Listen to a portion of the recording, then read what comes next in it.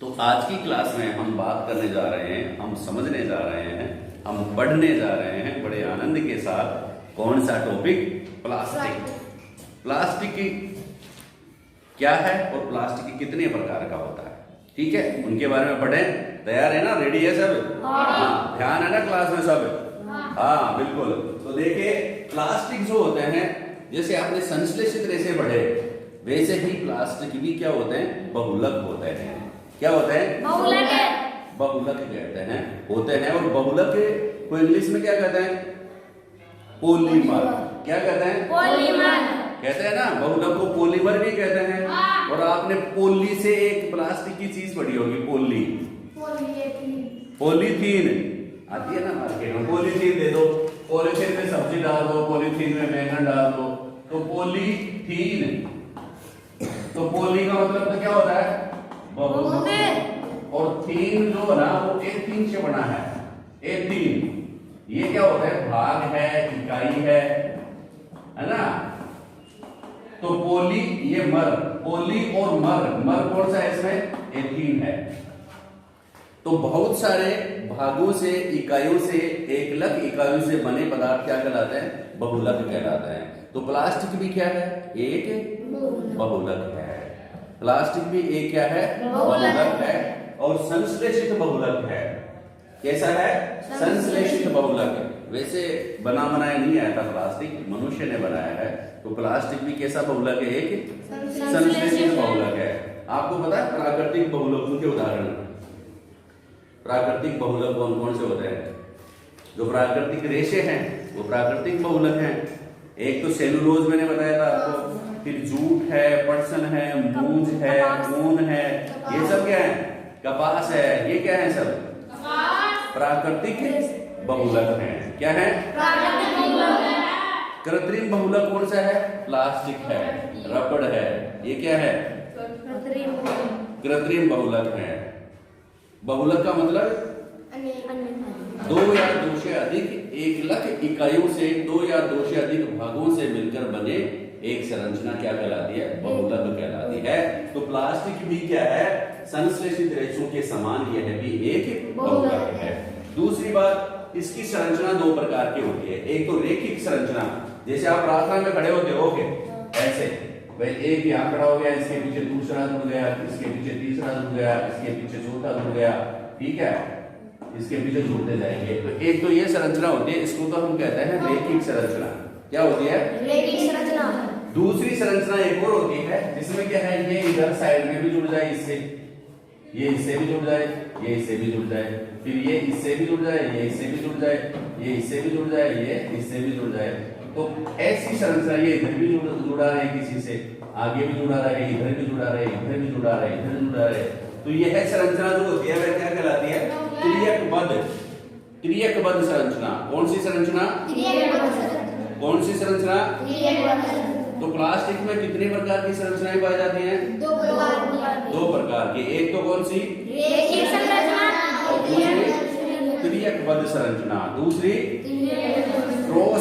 Cross संरचना जो होती है ना, क्रोशित संरचना। त्रियकबद्ध संरचना जो होती है ना, वह दो प्रकार की होती है संरचना प्लास्टिक में। एक तो रेखिक और दूसरी त्रियकबद्ध या क्रोशित।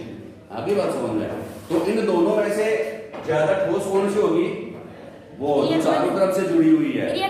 हाँ, ऐसी प्लास्टिक जिसमें त्रियकबद्ध संरचना होगी ना, वह कौन सी प्लास्टिक होगी? एकदम ठोस मजबूत प्लास्टिक होगी। आगे बात समझ में? और जिसमें रेखिक संरचना होगी वह क्या होगी? कच्ची प्लास्टिक, आसानी से पिघलने वाली प्लास्टिक होगी। आगे बात समझ में? तो अब प्लास्टिक के प्रकारों के बारे में देखेंगे। प्लास्टिक कितने प्रकार के होते हैं? दो प्रकार के होते हैं। कौन कितने प्रकार के? कौन कौन से? Thermoplastic, thermostatic plastic. एक तो थर्मोप्लास्टिक और दूसरा प्लास्टिक। देखो, नाम याद रखना जरूरी है, क्योंकि पहला काम तो याद रखना है और दूसरा काम समझना है। याद हो गया तो फिर समझिए, क्योंकि समझ लिया और दिमाग में वह शब्द याद नहीं आया तो क्या बताएंगे किसका उत्तर है? ठीक है, समझ गए ना बात को? अब आप जिम में बैठे हुए हो, और एक जिमाने वाला जो आपकी उसमें बर्फी भी ले आया, लड्डू भी ले आया, गुलाब जामुन भी एक में डाल के ले आया, ऐसे खूब सारी मिठाइयाँ लेकर के उधर से आ रहा है। अब आप यूं कहोगे, वो आपके सामने आएगा तो आप पूछोगे कि क्या लेना है, ठीक है, मिठाई मिठाई मिठाई यूं करता ही आएगा। अब आपको मालूम नहीं रहेगा कि गुलाब जामुन को क्या कहते हैं। आप ये थोड़ा कहोगे अमरूद डाल दो, ऐसे थोड़ा कहोगे, मगर ये भाई अमरूद नहीं है, तो फिर आपकी मिठाई तो गई, क्योंकि आपको गुलाब जामुन का नाम ही याद नहीं आया, याद नहीं आया ना। तो अब ये जो शब्द है ना, आप लोग उसको उत्तर तो अगर मालूम वो समझ तो गए हो, लेकिन ये शब्द भी याद रखने पड़ेंगे कि प्लास्टिक कितने प्रकार की होती है। कितने प्रकार की होती है? दो। कौन कौन सी? Thermoplastic, thermosetting plastic. थर्मोप्लास्टिक और थर्मोसेटिक प्लास्टिक। आगे बात समझ लो, याद रह जाएंगे। हाँ। कल तक, हाँ। वर्षों तक, हाँ। तरसों तक, हाँ। वर्षों तक। हाँ। यस। तो कौन कौन से हैं? थर्मोप्लास्टिक और थर्मोसेटिक प्लास्टिक। आगे बात समझो। चलो अब थर्मोप्लास्टिक, देखो थर्मो शब्द काम में लिया जाता है टेम्परेचर के लिए। किसके लिए? टेम्परेचर के लिए। थर्मस काम में नहीं लेते क्या? हाँ। तो थर्मस में कोई गर्म चीज रहती है या फिर ठंडी डालो तो ठंडी रहेगी, इसका मतलब ताप से ही तो संबंधित है थर्मस। तो थर्मोप्लास्टिक, थर्मो का मतलब होता है ताप से संबंधित है, गर्म करने से संबंधित है। तो ऐसा प्लास्टिक, थर्मोप्लास्टिक किसे कहेंगे? थर्मोप्लास्टिक ऐसा प्लास्टिक जिसको गर्म करने पर वह आसानी से विकृत होता है। विकृत होना जानते हो क्या होता है? क्या होता है? या तो ये विकृत होना, थैली आई, थैली को आग दिखाई, विकृत हो गई, आकार बदल गया, आकृति बदल गई ना उसकी, तो क्या हो गया? वह विकृत हो गया। देखना अब बोट है ना, देख रहे हो मेरी तरफ, अब मैं विकृत कर लेता हूं, ठीक है।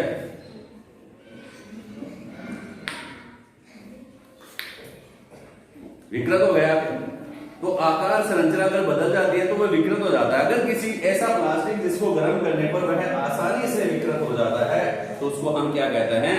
थर्मोप्लास्टिक कहते हैं। क्या कहते हैं? थर्मोप्लास्टिक। उदाहरण कौन कौन से हैं? Polythene, PVC. पॉलीथीन तो जानते हो, थैली, थैली आता है ना, रोज डेली अपने घर में आती है बिना बुलाई, और हम लेकर के आते हैं उसको, सामान डाल करके ले आते हैं। लेकिन आप देखना उसको जला करके, सावधानी से जलानी, ऐसे नहीं आप अकेले जलाने लगे, खुद भी जल सकते हो उसमें, क्योंकि वो एकदम से तो पॉलीथीन क्या है? थर्मोप्लास्टिक है। कैसी प्लास्टिक है? थर्मोप्लास्टिक। दूसरा क्या है? पीवीसी। पीवीसी, पीवीसी का पूरा नाम क्या होता है? पहली बात आप ध्यान में, देखा है क्या पीवीसी प्लास्टिक आपने? हाँ। कौन सा?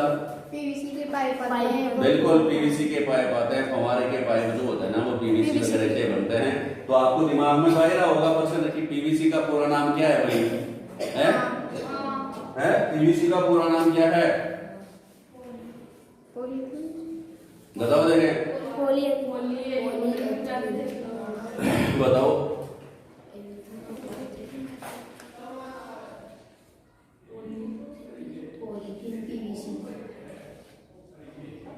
पोली, पी से पोली, पी से तो पोली आएगा क्योंकि पॉलीथिन बढ़ रहे हैं। पी से तो क्या आएगा? आई पोली। पी से तो पोली और वी से विनाइल, विनाइल, विनाइल, विनाइल जानते हो ना? देखो विनायक, विनायक तो जानते हो किसको कहते हैं? विनायक, गणेश जी को। ये विनायक है, ठीक है।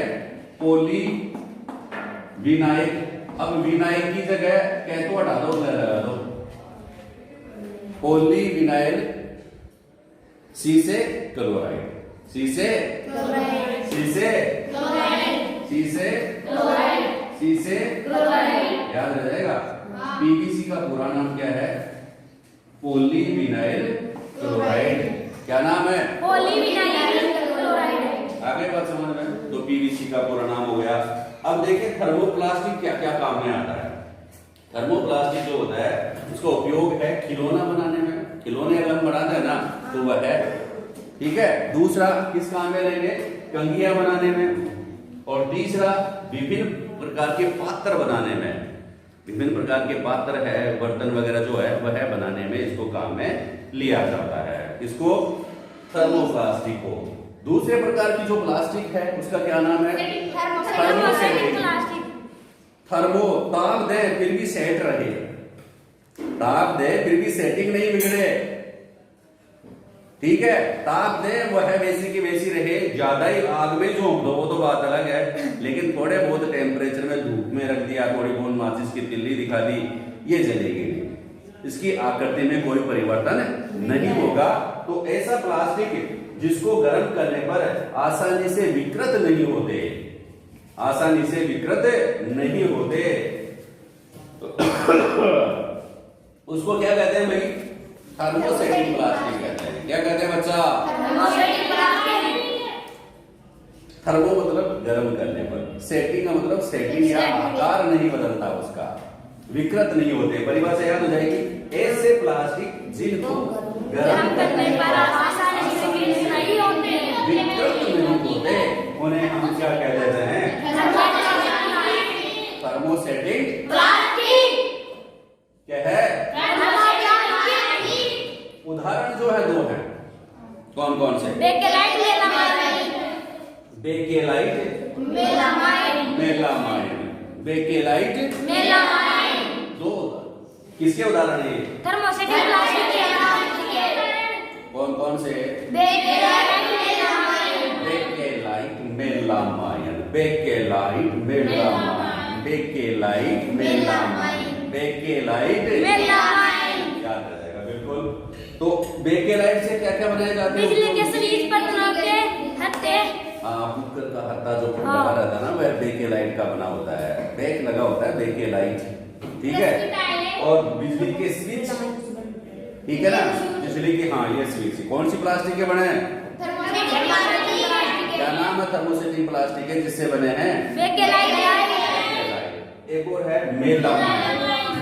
मेलामाइन भी प्लास्टिक है और यह भी आग प्रतिरोधक है, आग से जलेगी नहीं, बिल्कुल आग को रोकने की क्षमता रखता है। हाँ, आग में रोकने की क्षमता रखता है। और इसका उपयोग देखो फर्श की टाइलें बनाने में भी किया जाता है, रसोई के बर्तन भी प्लास्टिक के बने हुए होते हैं कई, और कपड़े भी बना सकते हैं रसोई के।